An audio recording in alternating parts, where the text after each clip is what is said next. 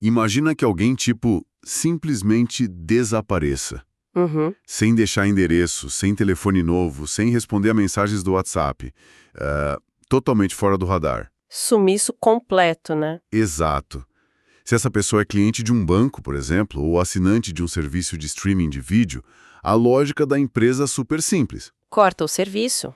Depois de alguns meses ali de inatividade ou de falta de pagamento, a conta é cancelada.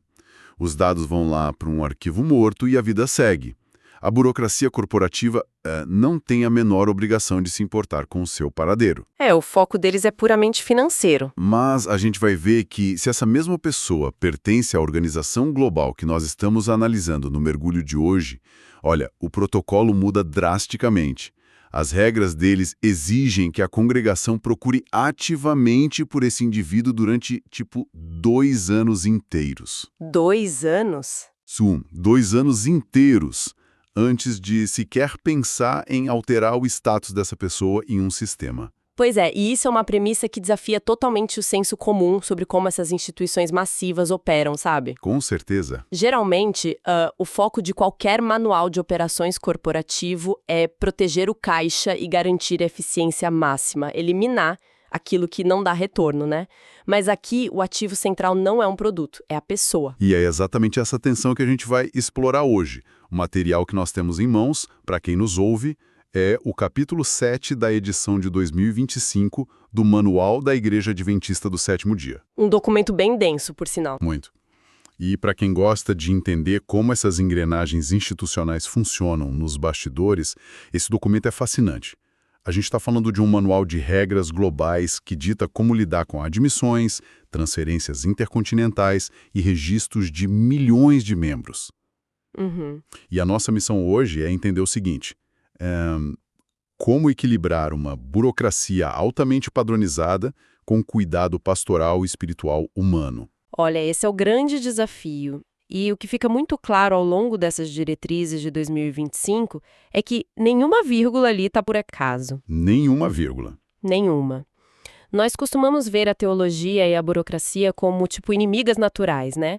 A teologia seria aquele reino do espírito, da liberdade, e a burocracia seria o reino do papel, da restrição chata. Do carimbo, né? Do carimbo, exato. Mas o manual tenta costurar essas duas coisas. Cada regra administrativa que o texto impõe tem, na verdade, um mecanismo de defesa teológico bem forte por trás. Certo, vamos desempacotar isso. Porque antes de alguém sumir no sistema ou precisar ser transferido de cidade, a pessoa precisa entrar na instituição, né? É o primeiro passo. E o Manual de 2025 estabelece de forma categórica que o pré-requisito absoluto para admissão é o batismo por imersão. Mas olha, não é chegar um dia de empolgação, sentir a música e pular na água. Existe um negócio chamado de exame público que me chamou muito a atenção. Essa é uma etapa que simplesmente não pode ser ignorada. O manual exige uma instrução prévia bem extensiva, seguida desse exame diante de toda a congregação. Na frente de todo mundo. Na frente de todo mundo.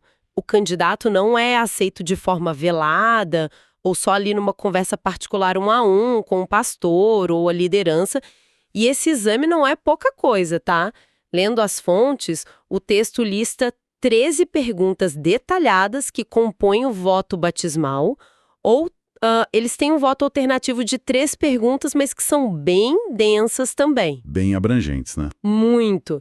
E a pessoa precisa responder a isso afirmativamente em público. Eles cobrem desde coisas super abstratas, tipo a crença na Trindade e a inspiração da Bíblia, até comportamentos extremamente práticos do dia a dia. Como a guarda do sábado. Isso, a aceitação dos 10 mandamentos, o compromisso de devolver os dízimos e o uso dos talentos pessoais. É quase como se, sabe, antes de criar uma conta na internet, alguém fizesse você subir num palco. Imagina a cena, sim. Imagina ler os termos e condições da Apple em voz alta e jurar cumprir tudo diante de 200 pessoas antes de finalmente clicar em "Eu aceito". É uma carga de responsabilidade gigantesca. O que é fascinante aqui é justamente a psicologia e a sociologia por trás dessa exigência, sabe?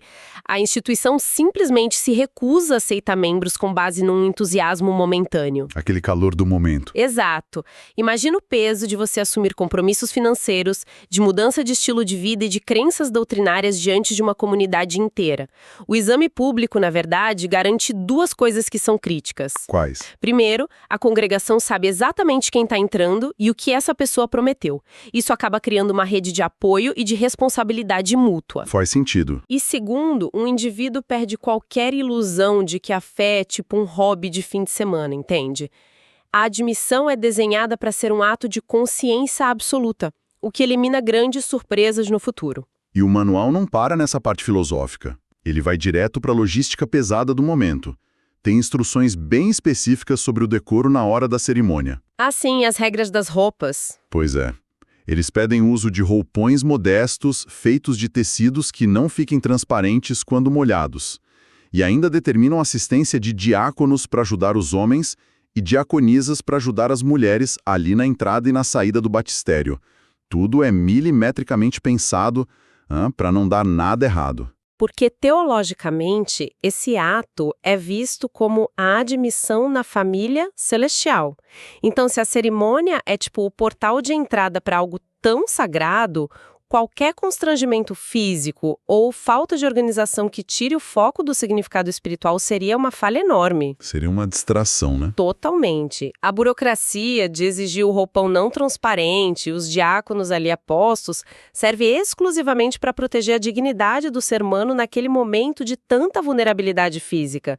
A pessoa tá ali molhada na frente de todo mundo, sabe? Entendi, faz muito sentido. E isso nos leva a um cenário muito comum na nossa experiência humana, que é a quebra de expectativa. Porque, olha, o batismo é essa porta de entrada monumental, com regras claras, votos em público, mas nós sabemos que as pessoas falham, a vida acontece. Com certeza. Alguém entra com toda a certeza do mundo e, sei lá, 5 anos depois, se afasta, esfria ou até mesmo abandona a comunidade. Como que um manual tão rígido lida com a necessidade de um botão de reinício? Eles lidam com extremo cuidado. O manual até prevê o rebatismo, que é fundamentado lá em narrativas bíblicas como a de Atos 19, mas olha, não é um recurso de uso livre, tipo um passe de mágica. Não é bagunça. Não mesmo. Basicamente, o rebatismo é recomendado em duas circunstâncias bem específicas. A primeira é para indivíduos vindos de outras denominações. Pessoas que já foram batizadas por imersão antes, mas que descobrem e abraçam novas verdades fundamentais que mudam totalmente o curso da fé delas. Entendi. E a segunda situação? E esse é o ponto onde eu acho que o texto se torna bem restritivo, na verdade. A segunda situação é para pessoas que efetivamente apostataram. Que saíram de vez. Isso. Indivíduos que se desligaram completamente da igreja, cujos nomes foram removidos dos registros oficiais após uma verdadeira ruptura de aliança. Se essas pessoas passam por uma reconversão genuína, tipo a vida delas mudou novamente, e elas querem retornar à comunidade, aí o rebatismo é a via estabelecida. Mas peraí, vamos colocar uma pitada de realidade humana nisso. A fé é, em grande parte, uma experiência super emocional para muita gente. Sem dúvida. Imagina que alguém que é membro regular vai até o líder da igreja num domingo, chora e diz tipo, olha, eu ando muito distante de Deus. Minha vida tá uma bagunça, eu esfriei, eu preciso me batizar de novo hoje para sentir aquela purificação, para ter um choque espiritual e reacender a chama. É quase um pedido de socorro emocional. Não só meio frio e burocrático a igreja simplesmente apontar para o manual e dizer, tipo, não, é proibido. Eu entendo perfeitamente o seu ponto e, olha, essa é uma crítica super comum. Mas isso levanta uma questão importante sobre a diferença entre estabelecer uma aliança e manter essa aliança. Como assim? O manual não diz um não frio e simplesmente abandona a pessoa. Ele está dizendo, este não é o remédio correto para sua dor. O texto proíbe expressamente o rebatismo motivado por emoção ou esfriamento, porque o batismo é análogo a um casamento. Ah, o famoso não se casa de novo depois de uma briga conjugal. Exatamente. É a melhor analogia. Se um casal passa por uma crise terrível, eles não vão lá no cartório assinar os papéis de casamento de novo para se sentirem melhor, né? Seria até estranho. Eles vão para terapia, eles renovam os votos na intimidade, eles investem na manutenção daquela relação que já existe. Teologicamente, o batismo é o evento de justificação, é a assinatura do contrato. E para o dia a dia? Para essas falhas diárias e para o esfriamento natural, a igreja prescreve a cerimônia da comunhão, que inclui o rito do lava-pés. O lava-pés é desenhado justamente para ser esse momento de renovação e purificação contínua. Ah, entendi. Se a igreja permitisse que as pessoas se rebatizassem a cada crise emocional de fim de ano, o batismo perderia totalmente a sua gravidade. Ia virar um paliativo temporário. Visto por esse ângulo, proibir o rebatismo emocional é uma forma de proteger a integridade do primeiro compromisso. Mas e quando a pessoa não se encaixa nem no batismo normal, nem no rebatismo? Aí temos uma exceção interessante. Sim, o texto de 2025 menciona uma terceira via chamada de profissão de fé. E lendo os exemplos de quando ela é usada, caramba, parece um roteiro de filme. A profissão de fé é, digamos, a válvula de escape do sistema. É onde a burocracia se curva diante da força maior. Do caos do mundo real, né? Exato. Ela é usada para aceitar membros que já foram batizados por imersão de forma compatível com a congregação, mas cujos registros simplesmente não existem mais ou não podem ser acessados de jeito nenhum. Sim, o documento cita condições mundiais que impedem a comunicação. E quando você para pensar no que isso significa na prática, é muito pesado. É o contexto de grandes crises. Imagina um refugiado que teve que fugir de uma zona de guerra. A igreja dele lá na terra natal foi bombardeada. Não tem sistema de internet funcionando, o governo não permite comunicação nenhuma com o exterior. Esse indivíduo chega num outro continente, entra numa congregação e diz, olha, eu sou membro, mas não tenho como provar. É desesperador. Se a regra fosse inflexível, essa pessoa ficaria num limbo espiritual para sempre. A profissão de fé age como um abraço emergencial da comunidade, dizendo tipo, nós acreditamos em você, seja bem-vindo. Perfeito. Mostra que o rigor das regras existe para manter a ordem em tempos de paz, sabe? Mas a instituição reconhece que a realidade humana envolve caos, envolve guerras e tragédias horríveis. A burocracia não pode ser cega. Nenhuma planilha de registro pode ser um obstáculo intransponível para o pertencimento de alguém que perdeu absolutamente tudo. Nós já falamos de como entrar e como reiniciar, mas as pessoas também se movem. Aqui é onde a coisa fica realmente interessante, porque a migração humana é uma constante. Todo mundo muda de casa uma hora ou outra. Pois é, o processo de transferência de membros, que está descrito lá no capítulo 7, é gigantesco. É um controle de passaporte espiritual rigorosíssimo.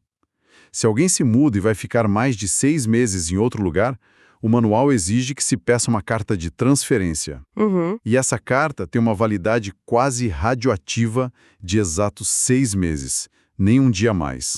O limite de 6 meses existe para evitar que os dados fiquem flutuando indefinidamente num vazio administrativo. A trilha lógica da transferência é desenhada para garantir que uma pessoa nunca, em momento algum, fique sem uma congregação responsável por ela. E como é o passo a passo disso? O processo começa com a pessoa pedindo a transferência lá na igreja nova. Aí essa nova congregação aciona a igreja de origem. A origem avalia o caso, a liderança recomenda e, então, o nome da pessoa é levado a uma votação pública de toda a congregação local. Votação pública? Sim, com um intervalo obrigatório de 1 semana entre o anúncio e o voto final. Nossa, para quem está acostumado a apenas entrar num aplicativo de banco no celular e clicar em atualizar endereço residencial, a ideia de ter uma assembleia inteira votando se você pode ou não transferir a sua filiação soa quase medieval, né? Causa um espanto inicial. Eu fico imaginando o pavor da pessoa.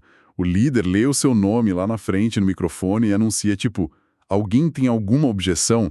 Dá vontade de afundar no banco da igreja. É constrangedor pensar assim, mas é exatamente por causa desse desconforto que a regra é muito clara sobre o como essa objeção deve ser feita. Ah, tem regra para isso também. O intervalo de 1 semana serve justamente para que a congregação reflita. Se alguém tiver um motivo legítimo e grave para impedir a transferência, essa pessoa não deve levantar a mão no meio do culto e causar um barraco ou um escândalo. Ela deve procurar o pastor em particular durante aquela semana. Ufa, menos mal. Imagina o caos que seria. Sim, evita a exposição pública desnecessária. Mas o ponto fundamental aqui é o porquê de tudo isso. Se conectarmos isso ao cenário geral, a gente percebe que uma comunidade religiosa não é apenas um clube social. Ela se baseia em confiança e em integridade. É um atestado, no fim das contas. A carta de transferência é, na prática, um atestado de idoneidade moral. A igreja de origem está dizendo para a igreja receptora, olha, esta pessoa está em harmonia conosco. Por isso, membros que estão sob disciplina não podem ser transferidos de jeito nenhum. Entendi. E se a carta se perder no correio? E aí entra a segurança do processo. Crucialmente, durante todo esse vai e vem de cartas ou de dados no sistema, o nome da pessoa só sai do livro da igreja de origem quando a igreja receptora envia um comprovante dizendo eles chegaram, nós assumimos a responsabilidade. Ninguém fica órfão no processo, entende? Caramba, é uma rede de segurança burocrática formidável. Ninguém pode simplesmente empurrar um membro problema para a congregação vizinha. Exatamente. E falando em problemas, o Manual de 2025 contém uma cláusula que mostra que a instituição não está nem um pouco alheia às partes mais sombrias do nosso mundo moderno. Ah, esse ponto é super delicado. Sim. Há uma regra vital de consentimento, que afirma que nenhuma carta pode ser emitida sem o pedido ou aprovação do próprio membro. Ninguém é transferido à força. Mas há uma exceção, e é uma exceção de segurança gravíssima. Sim, a diretriz sobre transferência de membros envolvidos em abuso infantil. Pesado. Muito.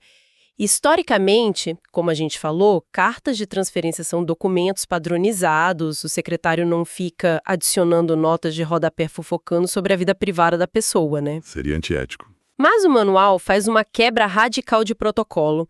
Se houver conhecimento comprovado de que o membro em transferência tem um histórico de abuso ou assédio contra crianças ou menores. Nesses casos, lendo as fontes, a instrução é que o líder da congregação de origem emita um alerta confidencial direto para o líder da congregação receptora, ignorando totalmente aquela neutralidade padrão da carta de transferência. O que demonstra que, no fim do dia, a burocracia está subordinada à ética. Com certeza. Quando colocados na balança o sigilo administrativo e o procedimento padrão, perdem qualquer valor diante da necessidade urgente de proteger os mais vulneráveis da comunidade. A igreja não permite que a sua própria máquina burocrática seja usada como, um escudo para predadores que tentam se mudar de cidade para encontrar novas vítimas. Isso é profundamente necessário. É a burocracia servindo como uma muralha real contra o mal. E olha, todo esse fluxo imenso de vidas, quem batiza, quem pede profissão de fé lá de um país em guerra, quem muda de cidade, tudo isso deságua no núcleo administrativo de cada congregação. O famoso registro local. Sim, o registro local de membros, que é mantido num sistema oficial global que eles chamam de ACMS. E a figura central dessa gestão de dados toda é o secretário da igreja local. E é muito interessante observar o cuidado enorme que o manual tem ao limitar o poder dessa função. Exato. Lendo o texto, a gente se pergunta, por que tanta regra, tanto voto de assembleia, apenas para adicionar ou remover uma linha numa planilha do sistema? E a resposta é que o secretário não pode alterar absolutamente nada sozinho. Nada. Tem que haver um pedido escrito do membro, um atestado de óbito ou aquele voto da congregação que a gente mencionou. E pense no que aconteceria se não fosse assim, sabe? O sistema precisa se proteger contra a falibilidade humana. Se um secretário ou um líder local tivesse, o poder unilateral de adicionar ou excluir nomes do sistema na hora que quisesse, o potencial para abuso espiritual ou político seria imenso. É verdade. A política local de uma igreja pode ser tensa. Muito. Um líder que se desentende feio com uma família específica poderia simplesmente entrar no sistema de noite e apagá-los da comunidade por pura vingança. Um cancelamento espiritual. Exato. Ao exigir que toda e qualquer alteração de status passe por uma comissão e seja votada pela Igreja como um todo, o manual tira o poder da mão do indivíduo e o devolve para o coletivo. Isso blinda o membro comum contra perseguições locais.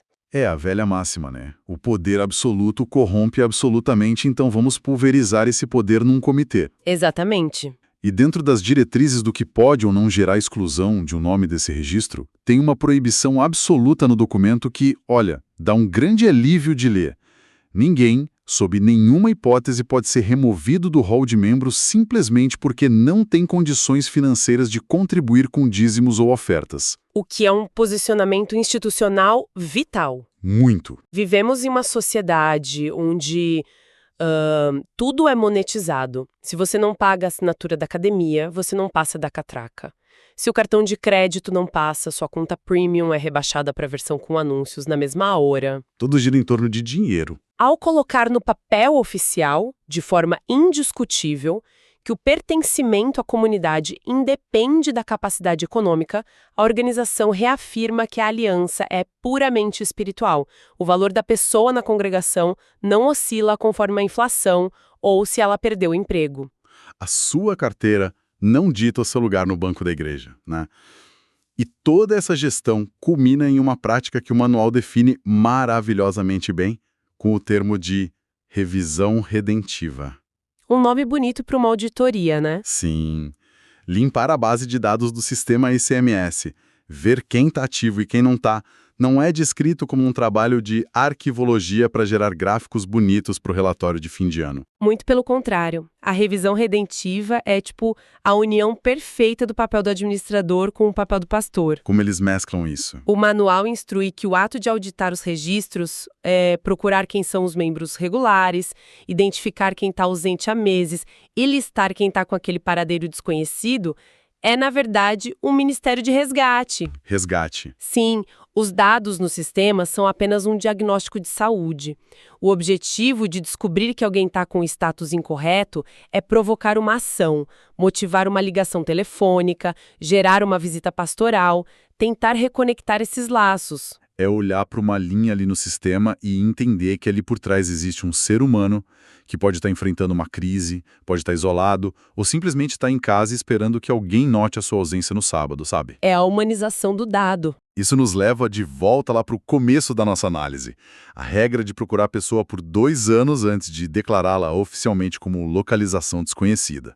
A igreja basicamente se obriga a esgotar todas as possibilidades humanas possíveis antes de desistir de um registro. E no fim das contas, a precisão burocrática existe só para viabilizar a ação pastoral.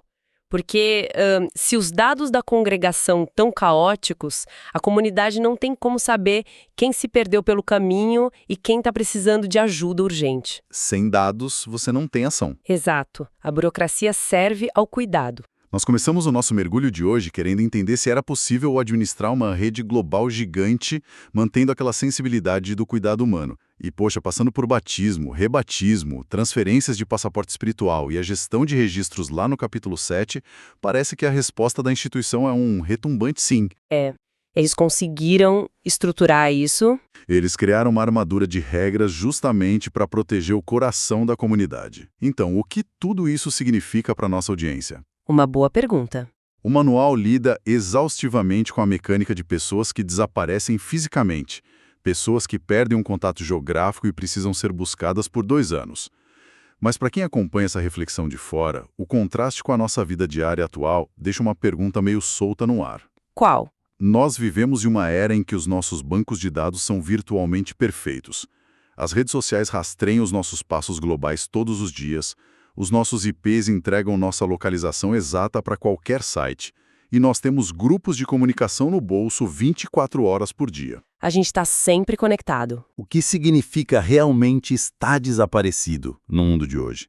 Porque uma organização superestruturada, ou até mesmo seu círculo de amigos mais próximos, pode saber exatamente onde você mora. Eles podem ver que você curtiu uma foto hoje de manhã no Instagram e ter a certeza absoluta de que o seu número de WhatsApp ainda recebe mensagem, fica com os 2 tiques azuis lá. Mas e aí? Mas ainda assim, com toda essa tecnologia, eles podem ter perdido completamente o contato com a sua alma.